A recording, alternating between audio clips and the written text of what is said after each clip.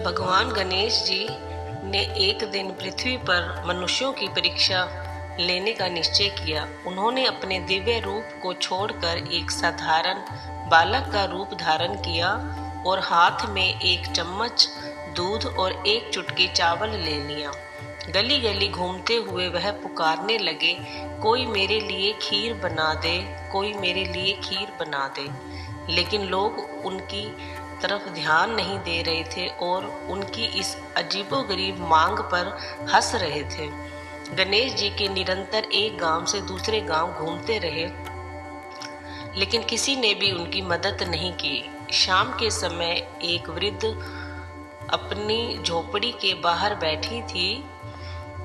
गणेश जी ने उसकी झोपड़ी के पास से गुजरते हुए फिर वही पुकार लगाई, कोई मेरी खीर बना दे, कोई मेरी खीर बना दे।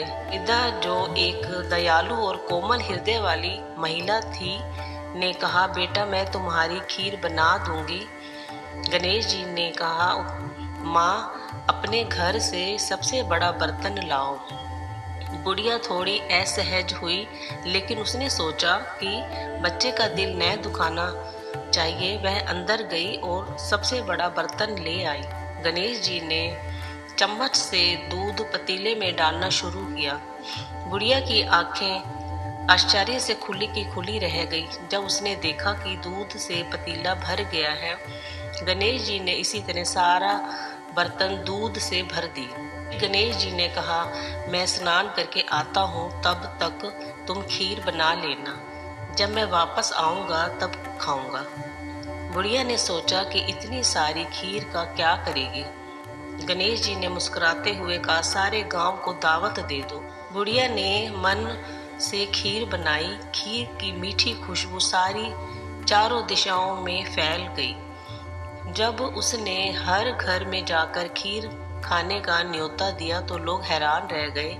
उन्हें यह बात बहुत अजीब लगी कि जिसके पास खाने के लिए कुछ नहीं, वह पूरे गांव को खीर खाने के लिए बुला रही है। फिर भी खीर की आकर्षक खुशबू ने सबका ध्यान खींचा और लोग बुढ़िया अम्मा के घर की ओर बढ़ने लगे।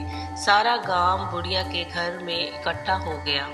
उसकी बहू ने भी जब खीर की दावत के बारे में सुना तो वह सबसे पहले वहां पहुंच गई। खीर से भरे पतीले देखकर उसकी आंखों में पानी आ गया और उसने दरवाजे के पीछे जाकर खीर खाने की तैयारी की। एक छींटा गणेश जी के भोग पर गिरा और वह प्रसन्न हो गए। जब बुढ़िया ने देखा कि गणेश जी वापस आ गए हैं तो उसने कहा, बेटा खीर तैयार है, भोग लगाओ। गणेश जी ने उत्तर दिया, माँ भोग लग चुका है, मेरा पेट पूरी तरह से भर गया है। अब तुम खाओ और अपने परिवार और गांव वालों को खिलाओ।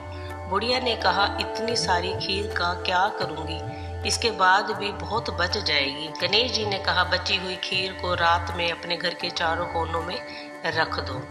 बुढ़िया ने वही किया और सारा गांव खीर खा चुका, तब भी बहुत सारी खीर बच गई। उसने बची हुई खीर के पात्र चारों कोनों में रख दिए। सुबह उठते ही उसने देखा कि पतीलों में खीर की जगह हीरे जवाहरात और मोती भरे हुए थे। बुढ़िया की दरिद्रता समाप्त हो गई और वह सुख समृद्धि से रहने लगी। उसने गणेश जी के लिए एक भव्य मंदिर बनवाया और एक बड़ा तालाब भी खुदवाया। उसके नाम की कीर्ति दूर दूर तक फैल गई और वहां वार्षिक मेले लगने लगे। लोग गणेश जी की कृपा प्राप्त करने के लिए वहां पूजा करने और मान्यताओं को पालन करने आने लगे।